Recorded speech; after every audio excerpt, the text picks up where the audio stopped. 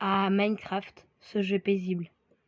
Personne ne peut deviner qu'il y a eu une grande histoire sur ce jeu, et que personne n'a réussi vraiment à tout découvrir. Mais dans les prochains jours qui vont suivre, je vais vous raconter ma théorie. Partie 1, le virus. Dans Minecraft, il y a plusieurs constructions. Une des plus principales et plus communes, c'est les villages. Les villages sont plusieurs habitations habitées par des villageois. Ah ah, qu'est-ce que c'est logique. Les villageois sont la forme la plus commune de l'ancienne civilisation. Retenez bien ce mot. Les villageois mènent une vie totalement tranquille, paisible, sans aucun encombre. Jusqu'à que tous n'étaient pas d'accord de cette paisibilité. Je ne sais pas comment ça se dit, laissez-moi.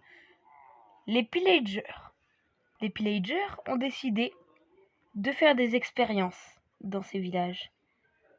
Et une expérience a mal tourné et ils ont créé un virus. Un virus qui transforme les habitants, tous les humains, en zombies. Un virus zombie. Oui, comme dans The Walking Dead. Seulement, tout le monde n'a pas été contaminé. La plupart des villageois sont encore restés. La plupart étaient immunisés et le virus zombie ne pouvait pas les attaquer. Mais si un zombie les tuait, malheureusement, ils pouvaient se transformer ou mourir.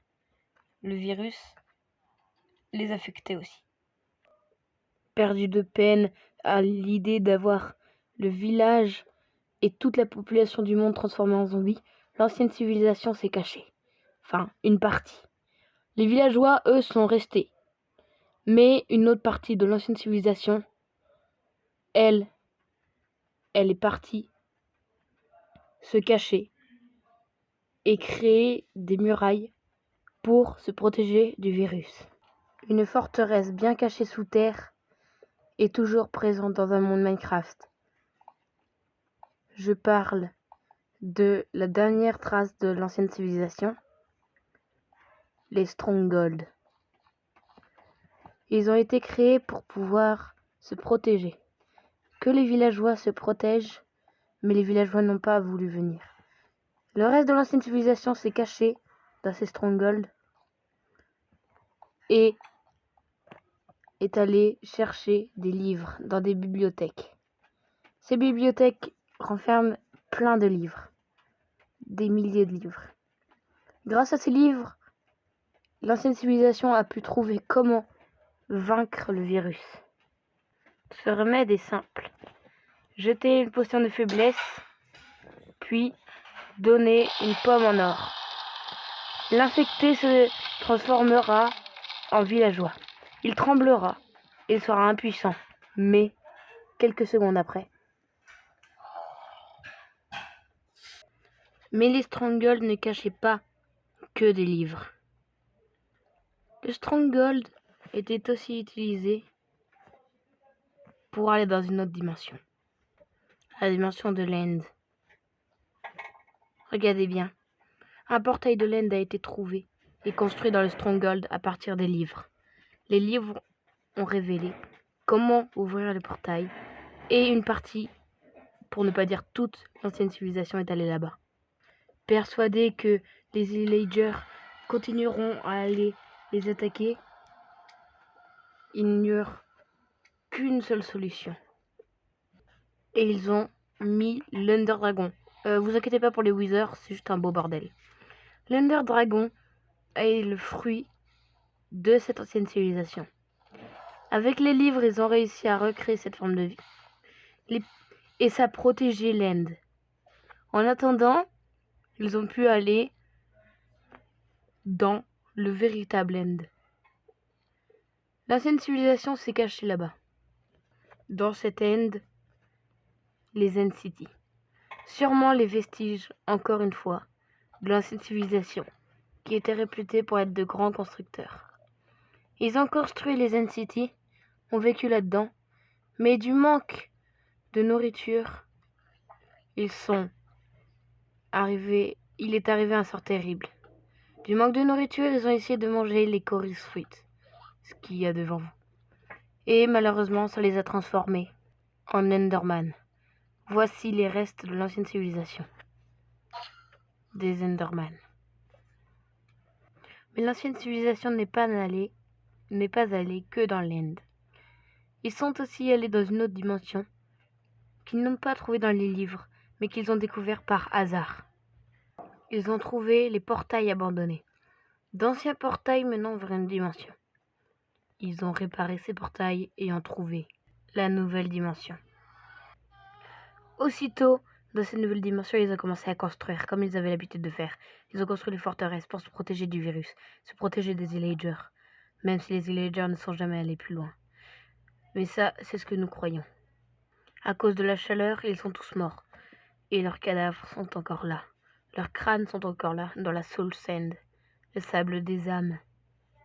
Mais en réalité, ils étaient bien là. Regardez bien, un bastion rempli de piglins. Mais regardez bien les piglins. Regardez bien les piglins. Vous les avez vus? Maintenant, regardez ça. Ça ne vous rappelle rien? Bien sûr, les ravageurs. Les ravageurs. Regardez bien à nouveau ces piglins. Des arbalètes, ça ne vous rappelle rien? Les Illagers, ils sont revenus dans le Nether pour aller attaquer les forteresses. Mais comme les forteresses n'étaient pas l'endroit où elles devaient être, les piglins sont devenus petit à petit des Illagers. Comme ils ne pouvaient pas attaquer les fameuses forteresses, ils ont construit des bastions autour pour pouvoir les attaquer au bon moment. Maintenant, attaquons la nouvelle théorie des Woodland Mansion. Dans ces Woodland Mansion, vous pouvez trouver tout. C'est la base des Illagers. Elle a été construite par l'ancienne civilisation, comme pratiquement tout ce qui existe dans ce monde Minecraft. Et elle est habitée, bien sûr, par tous les Illagers que vous pouvez trouver. C'est leur QG. Dans ces Woodlands, vous pouvez trouver des portails de l'End. Ok, bon, celui-là est pété, c'est l'acide qui fait que c'est cassé, il y avait un arbre casse-spawn. Bref, comment est-ce que les Illagers ont trouvé le portail? J'ai ma petite théorie. Dans les Strongholds, vous pouvez avoir des prisons. Je suppose que des Illagers ont été emprisonnés à l'intérieur de ces prisons et un a réussi à s'évader. Mais il a réussi, en s'évadant, à voir le portail et il a tout raconté. Depuis, pour que les Illagers attaquent dans les Zen City la nouvelle civilisation, enfin plutôt l'ancienne, ils essayent de reconstruire le portail, mais malheureusement, ils n'y arrivent pas. Dans ces Woodland Mansion, vous pouvez aussi trouver des cartes. Ils ont essayé d'étudier la cartographie. Et si vous prenez une carte de localisation, vous pouvez apercevoir quelque chose. Si vous prenez une carte de cet endroit, regardez bien ce qui apparaît. Si vous vous mettez dans ce sens et que vous prenez une carte, regardez bien la ressemblance frappante. Ouais, non, pas du tout, mais bon, on va dire que si. Je viens juste de m'en rendre compte que ça ressemble un peu, si vous mettez un peu comme ça. Voilà. Et voici ma théorie sur le début de Minecraft. C'était la partie 1, le virus zombie. Alors la partie 1 a été sur le virus zombie, la prochaine partie sera sur l'ancienne civilisation, parce que là je n'ai parlé que de petites choses sur l'ancienne civilisation. À la prochaine, c'était Luciole.